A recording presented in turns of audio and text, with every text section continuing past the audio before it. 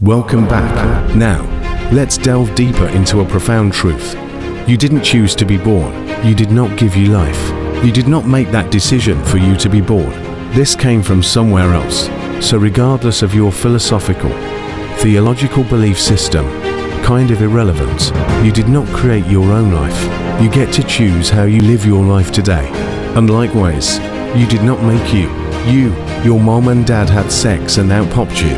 But you do have the power to shape the life you live today, regardless of your beliefs.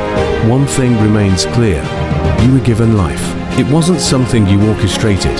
Your existence, separate from your physical body, is a gift bestowed upon you from somewhere beyond. As we navigate this journey, remember that your essence transcends the confines of your mortal vessel. Your body may age and wither, but the essence of who you are remains eternal. Now, let's focus on what truly matters, what we have the power to influence and shape. Let's explore the choices we do have, the paths we can forge, and the destiny we can create. Join me as we embark on a journey of self-discovery and empowerment. Together, let's uncover the infinite possibilities that lie within our grasp. You are a unique entity, a force of nature waiting to be unleashed. It's time to embrace your inherent potential and become fully self-aware of the remarkable individual that you are. Within you lies boundless opportunity for growth and development. It's time to remove the limitations holding you back and unleash your true potential upon the world. Dr. Hahn's groundbreaking insights into personality, flexibility, and fluidity remind us that we are not static beings, but dynamic entities capable of continuous evolution. Despite what some may believe, personality tests do not define us. They are mere snapshots in time, capturing a momentary glimpse of our multifaceted selves. So let go of the notion that you are set in stone. Embrace the truth that you are ever-changing, adaptable, and capable of infinite transformation. It's time to rewrite the narrative of your life and embrace the beautiful inconsistency that makes you uniquely you. Some folks see personality tests as rigid and unchangeable. You answer a few questions, get an interpretation, and suddenly think, this is who I am. But that's just silly. We're all constantly evolving, and that's a good thing. It's how we grow and become better versions of ourselves. The purpose of life is to move away from things that harm us physically and mentally. If you're struggling with low confidence or feeling lifeless inside, it's time to make a change. But many people don't take the time to work through these issues. It's time for a shift in education. Our youth need more than just geography and world affairs. They need self-awareness training. Teachers, this is where you come in. Bring these important lessons into your classrooms. And if you're not a teacher, spread the word however you can. Personality isn't set in stone. It's as fluid as our thoughts. But if you're closed off to new ideas, you might have already tuned out. Have you heard of terms like extrovert and introvert? It's not just black and white, there's a whole spectrum of personality types out there. The extroverted person enjoys spending the majority of their life outside of their head, often expressing themselves vocally. On the other hand, the introverted person tends to be more reserved. And then there's everything in between. Have you heard of the spectrum? Unfortunately, some doctors and gurus diagnose younger generations with bipolar disorder without considering the spectrum of emotions. Bipolar disorder implies extreme shifts from happiness to sadness, often with a lack of self-control. While some find it convenient to label this as an illness, a more nuanced understanding tells a different story. This model, embraced by various coaching and counseling approaches, provides valuable insights into human behavior and offers paths to wellness.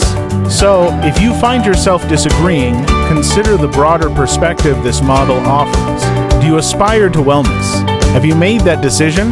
Do you long to mature, to grow, to develop? I'm not here to dictate your path. You don't have to heed my words. But ask yourself, do you truly desire wellness? Do you yearn to expand and evolve, or are you content with the status quo? Some may prefer to remain unchanged, seeking validation and attention. But if you seek growth, improvement, and mental well-being over simply managing diagnosed mental health issues, then these concepts are worth considering and embracing. Now, let's explore the contrast between extroversion and introversion. They represent polar opposites, after all. Bipolar opposites extend beyond just extroversion and introversion. They encompass the full spectrum of emotional experiences, from stable living to emotionally tumultuous lifestyles. In the past, terms like neuroticism were commonly used by psychiatrists and psychologists to diagnose emotional disturbances. These disturbances encompassed a range of negative emotions: fear, angst, remorse, guilt, and more. However, the term neurotic was too broad, prompting the need for more specific diagnoses. Unfortunately, the focus in mental health diagnosis often leans heavily towards the negative. Bright minds in the field tend to overlook the positive attributes of one's mental state, leading to a narrow and restricted view of diagnosis.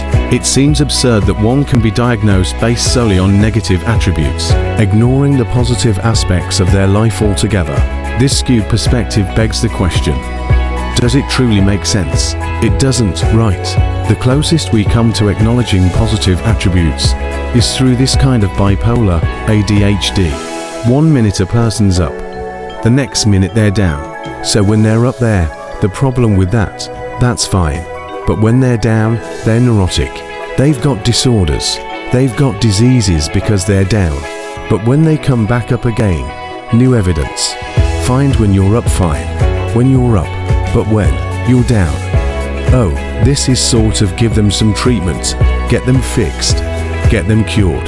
Then we have some of these younger kids and younger generations to cope, going through life, genuinely thinking that they're broken, that there's something wrong with them, that they need healed or fixed by a professional. Alright, it's a warped world we live in today. So let us look at some of these symptoms, shall we? A person can be moody. How many teenagers have you ever come across that? I've never been moody. You never not been moody and anxious right up? You know, just in my life. Surely doesn't make me anxious, though.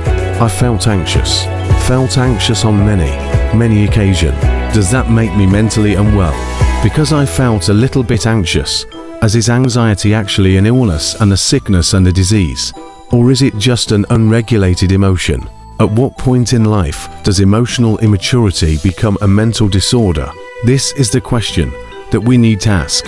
What we're talking about here is how you are you, how I are me, how we are, who we are, right? Every choice we make, whether consciously or not, is a response to something: anxiety, moodiness, habits, and personality traits included. These traits shape how we show up in the world. But are they truly who we are, or just how we feel in the moment? It's a question that delves into the very core of our being, and there's no escaping it. It's all part of the human experience. Consider feelings of restlessness, aggressiveness, or excitability. Are they really such big no-nos for today's younger generations? Unfortunately, many find themselves labeled with conditions simply for being themselves, and it's a heartbreaking reality.